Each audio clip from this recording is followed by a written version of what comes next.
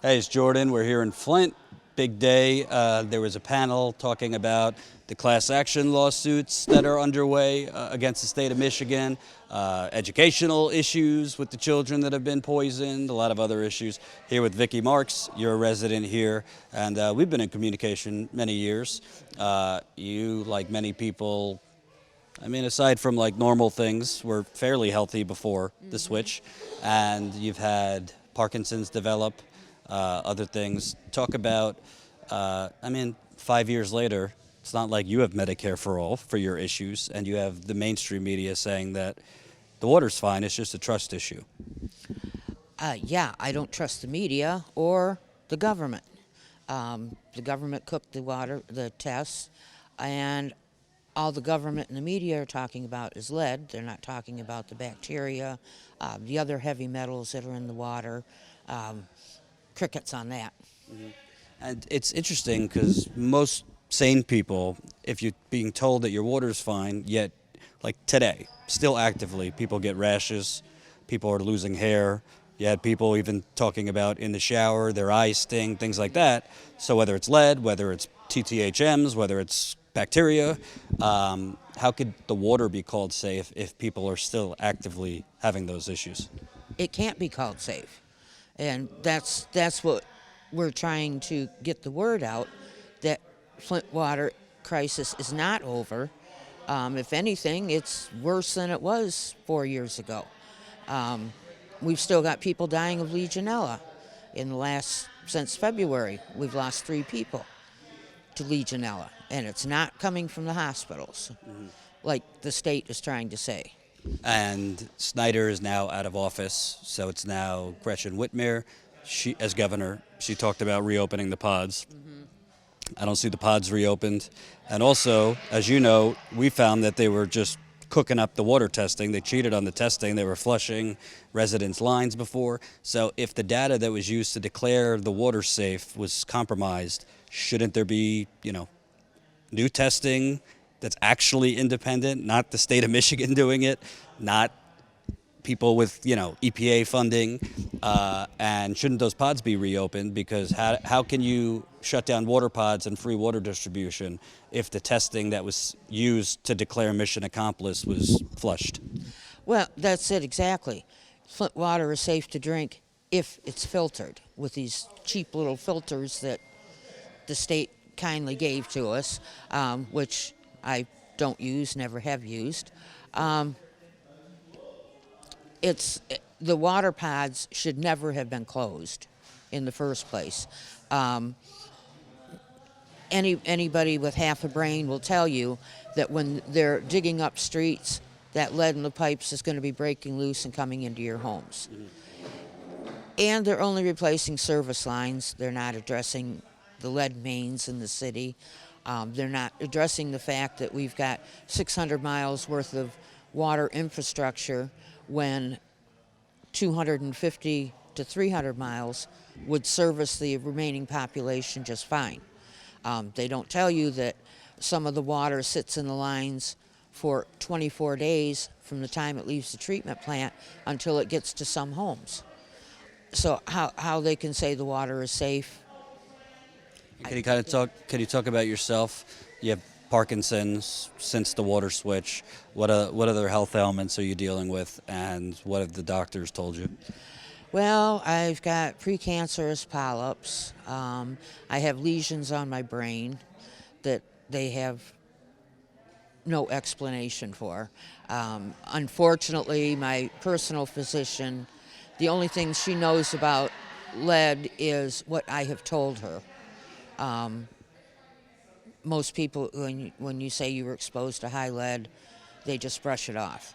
Her line was, last summer when my blood lead level was way high, I was going in every month to get it rechecked, and it was dropping, and her words were, "Oh, well, that's wonderful. The lead's leaving your body." I said, "No, it's not.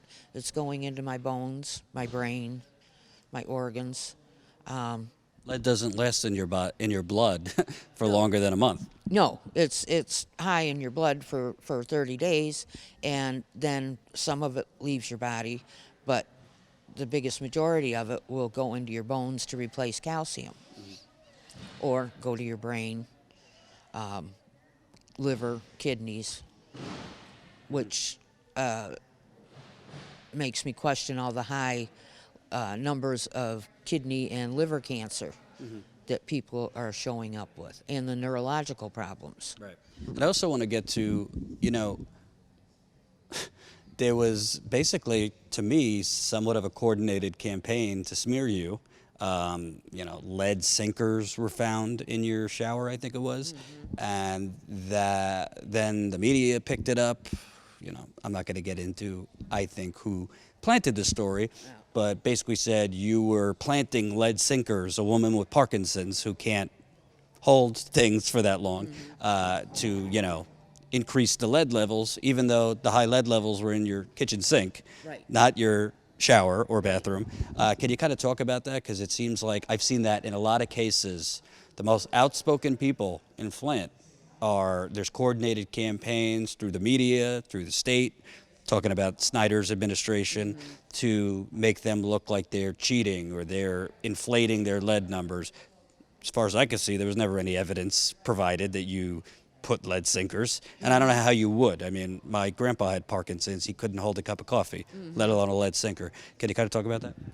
Well, yeah, I believe they were planted. I believe I know who planted them and when they were planted and why they were put in there. But because I don't have proof, unlike some people, I am not going to blast this out to the public because I have no concrete proof of who did it. You mean you have integrity? Is that what you're saying? Yes, unlike certain professors and government officials, yes. I.e. the entire United States government. Yes. Yeah, and up till then I was posting my blood level results, my high lead level test, and once that happened, I had a GoFundMe up because I had back taxes due on the house and, just couldn't get ahead, and got that taken down, being called a fraud, and for like 6 weeks I didn't leave the house. And just to be clear, the state of Michigan, you had state of Michigan officials in your home right before these sinkers were found. Yes, yes.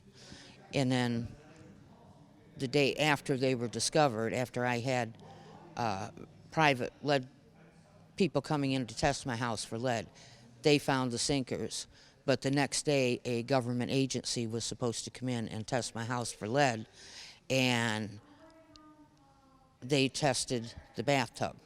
They tested all the faucets in my house. And 6 out of 7 of them tested over the limit. But yeah, I believe that's who was supposed to have found the sinkers. Got it. And lastly, we're here so much, and you could tell, even as journalists, we're here. Nobody's here. Journalists, I mean. National media left long ago. Sure, you see a story occasionally, but they're not like here. So the urgency is removed that way from the situation. But all it takes is to be here once or twice. I mean, we've all been here many times to know it's still urgent. But I think people get numb, people that live in New York, D.C., L.A., on the coasts, even other places, because everybody's following, Trump's latest madness or Russia or now the presidential election. What should people know watching about Flint and how it does matter to them? Because obviously there's water contamination issues all over the country. Well, actually, I want people to know that Flint is not fixed. People that were poisoned 5 years ago are getting sicker. There is no medical coverage, expanded Medicaid that Snyder so proudly proclaimed he was providing, unless you are under the age of 21 or pregnant. So the people that fall in between, unless you live below a certain poverty level, have no health care. People are getting sicker from being poisoned then. People are dying today from stuff coming out of the water. And if you don't think Flint Matters, think again, because Flint was the poster child, or the experiment to see what would happen if we poisoned a major a city. Can we get away with it? Obviously, they thought they could. And it's happening to Flint now, as it's coming to your city soon. Thank you. Hope you enjoyed that last video. Hop on over to statuscoup.com where you can sign up for our email list and become a member for as low as $5 to $10 a month. Membership is how we grow. That's statuscoup.com/join. And remember, join our email list so we can grow the revolution with you.